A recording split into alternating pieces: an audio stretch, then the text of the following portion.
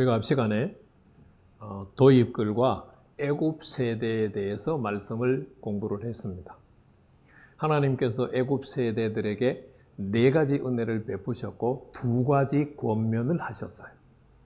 그런데 애굽 세대들은 하나님이 베푸신 4가지 은혜와 2가지 권면을 대적을 했어요. 그래서 하나님이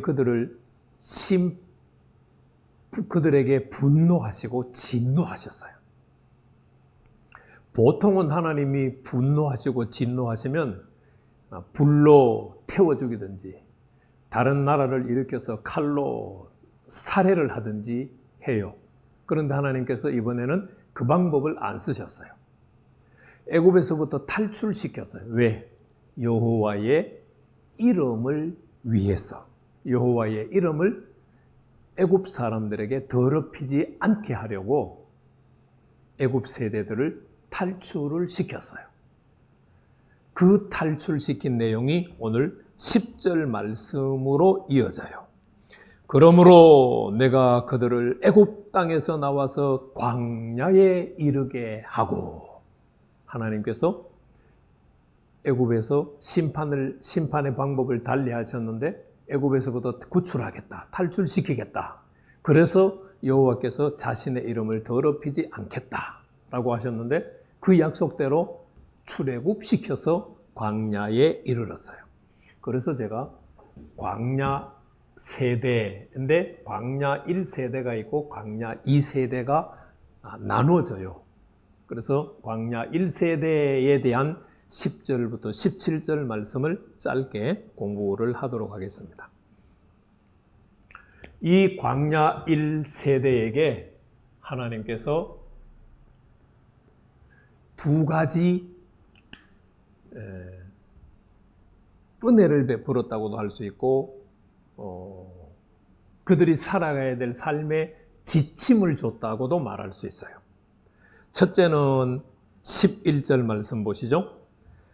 사람이 준행하면 그로 말미암아 삶을 얻을 내 율례를 주며 내 규례를 알게 하였다. 쉽게 표현하면 여호와 하나님께서 광야 세대들에게 시내산 언약을 통하여서 시내산 언약을 맺으면서 율례와 규례를 줬어요.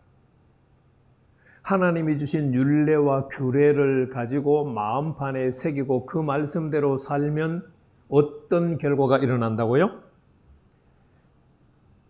삶을 얻게 돼요. 어떤 삶? 여호와 하나님께서 이방인들과 구별되는 삶을 얻도록 율례와 규례를 주셨어요. 그래서 율례와 규례는 구별된 삶을 얻게 만들어요. 그럼 지켜야 되겠어요? 안 지켜도 되겠어요? 당연히 지켜야죠.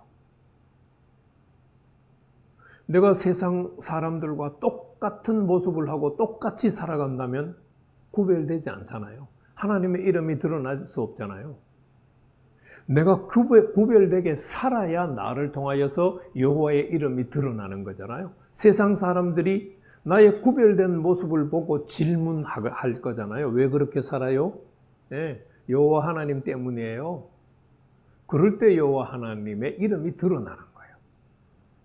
그래서 하나님께서 광야 세대에게 시내산 언약을 통하여서 율례와 규례를 주셨어요. 목적은 구별된 삶을 살 수 있도록 하기 위해서입니다. 자, 2번째 12절 말씀에서 보세요. 또 내가 그들을 거룩하게 하는 여호와인 줄 알게 하려고 내 안식일을 주어 그들과 나 사이의 표징을 삼았다. 여호와 하나님께서 광야 1세대들에게 안식일을 주셨어요. 이 안식일을 지키게 되면은 뭘 알게 된다고요? 거룩하게 하시는 여호와 하나님을 알게 돼요. 19장 5절 말씀을 보면 4, 5, 6절 말씀을 보면 여호와 하나님께서 내 말을 잘 듣고 언약을 지키면 3가지 복을 주겠다고 했는데 3번째 복이 거룩한 백성이 되리라예요. 거룩한 백성은 어떻게 되느냐? 안식일을 지킬 때 거룩한 백성이 돼요. 창세기 2장 3절 말씀을 보면은 여호와 하나님이 안식일을 거룩하게 하셨어요. 그리고 여호와 하나님이 쉬셨어요. 그래서 여호와 하나님이 광야 세대들에게도 안식일을 지키라고 주셨어요. 그래서 광야 1세대들이 안식일을 지키면 자신들도 모르게 거룩해져요. 자, 하나님께서 광야 세대들에게 11절, 12절 말씀을 보니까 크게 2가지 목표를 가지고 계시죠. 하나는 구별된 삶을 사는 것이고 또 다른 하나는 거룩한 삶을 사는 거예요. 하나님이 이렇게 은혜를 베풀었어요. 그랬는데 이스라엘 족속들은 어떻게 살았어요? 13절 상반절 말씀 보세요. 그러나 이스라엘 족속이 광야에서 내게 반역하여 사람이 준행하면 그로 말미암아 삶을 얻을 나의 율례를 준행하지 아니하며 나의 규례를 멸시하며 나의 안식일을 크게 더럽혔다. 율례와 규례를 주신 하나님을 반역했어요. 그래서 율례는 준행하지 않았고 규례는 멸시했어요. 안식일은 크게 더럽혔다. 그러면은 광야 1세대들은 무슨 삶이 드러나지 않았어요? 구별된 삶이 드러나지 않았고 거룩한 삶이라고 하는 거룩하게 되는 모습은 전혀 없어졌다는 뜻이죠. 그러면 하나님은 어떻게 반응하실까요? 13절 하반절 말씀, 14절 말씀 한번 보세요.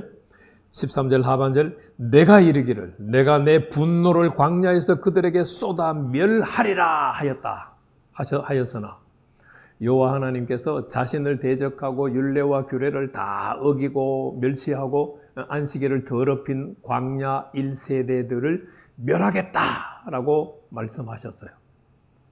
멸하겠다 하면 어떻게 해요? 죽여야죠. 그런데 하나님께서 이번에도 죽이는 방법을 당장은 선택 안 하세요? 14절 말씀 보세요. 내가 내 이름을 위하여 달리 행하였나니, 멸하리라는 말을 달리 행하였어요. 내가 그들을 인도하여 내는 것을 본 나라들 앞에서 내 이름을 더럽히지 아니하려 하였음이로다. 모세가 여호와 하나님께 기도했죠. 하나님께서 저들을 이 광야 세대에서 지금 죽이면 여호와 하나님이 그들을 산에서 죽이기 위해서 그리고 그들을 광야에서 죽이기 위해서 구출했다고 할 것 아닙니까? 그러면 하나님의 이름이 땅에 떨어지잖아요. 하나님 참으세요.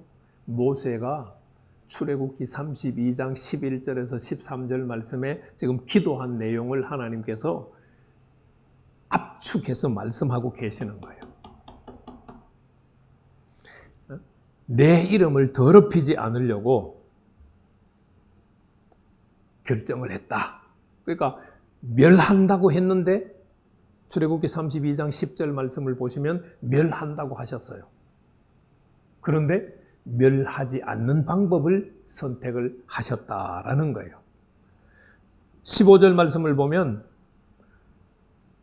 그들을 멸하려고 했을 뿐만 아니라 또 뭐라고 말씀하셨느냐 하면요. 15절 말씀, 또 내가 내 손을 들어 광야에서 그들에게 맹세하기를 내가 그들에게 허락한 땅 곧 젖과 꿀이 흐르는 땅이요 모든 땅 중 아름다운 곳으로 그들을 인도하여 드리지 아니하리라 고 결정했다.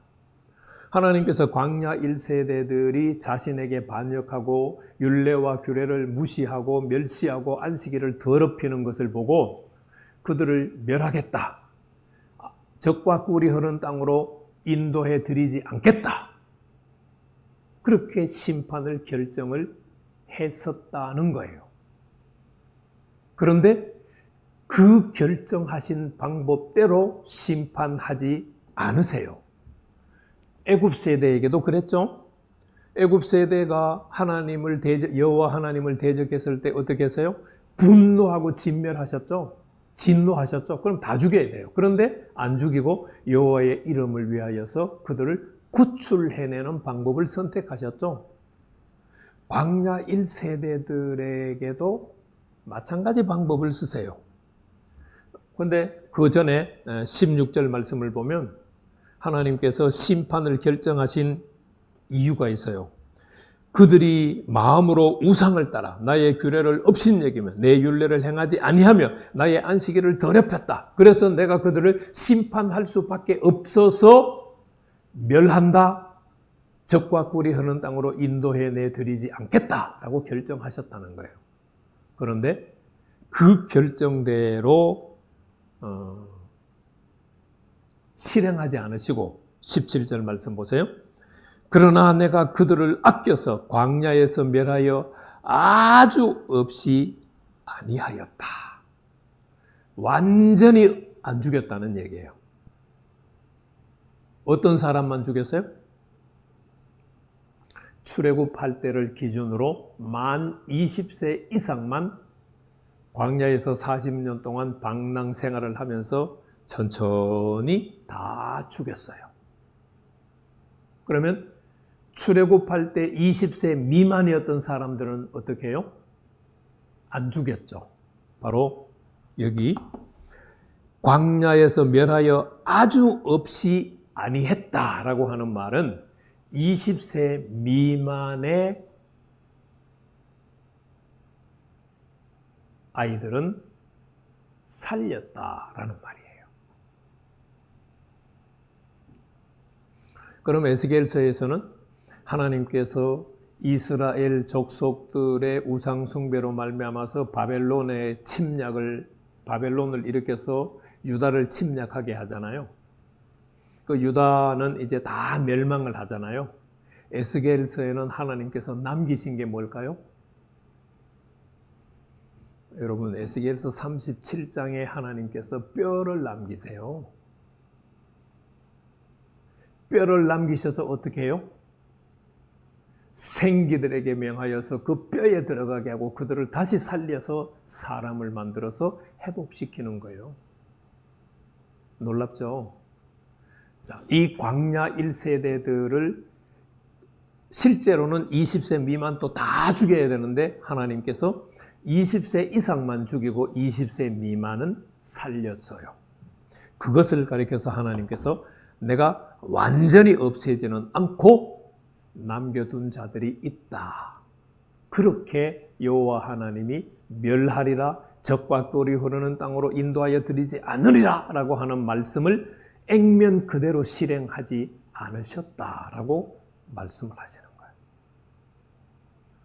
그러니까 하나님께서는 진노 중에서도 긍휼을 베풀고 계시는 특별한 모습을 보고 있는 거예요. 저와 여러분들도 어려움 중에서 하나님이 베푸시는 은혜가 무엇인지에 귀를 기울이고 영적인 눈을 한번 기울여 보시기를 바랍니다.